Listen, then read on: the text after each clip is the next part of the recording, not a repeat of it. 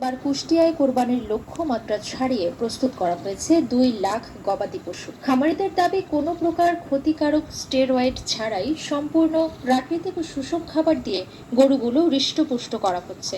তবে বাজারে গোখাদ্যের অস্বাভাবিক দাম ভাবিয়ে তুলছে তাদের। পারখাতা ত্রিমোহনী, কুষ্টিয়া। আমাদের এই প্রতিষ্ঠানে আমরা বিগত 5 বছর ধরে লালন পালন করি গরু কোরবানির জন্য শুধুমাত্র। সম্পূর্ণ দেশীয় গরু এবং দেশীয় খাদ্য ব্যবহার করে আমরা গরু লালন পালন করি। গরুরে শাল খাওয়াই, তারপরে এই গুঁড়ো খাওয়াই, তারপরে খুদের ভাত, লবণ 100 গ্রাম, আন্দাজে 100 গ্রাম ছোলা।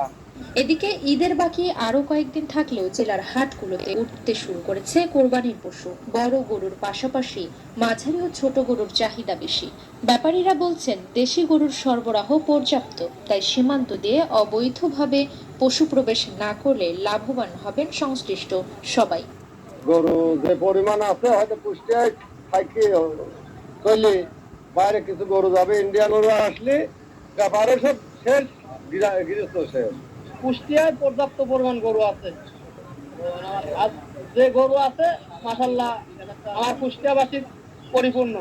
মাঠ পর্যায়ে নিয়মিত তদারকির পাশাপাশি খামারিদের প্রয়োজনীয় পরামর্শ দিচ্ছে প্রাণী সম্পদ বিভাগ। কর্মকর্তাদের আশা এবার হাটে দেশি গরুর আধিপত্য থাকবে।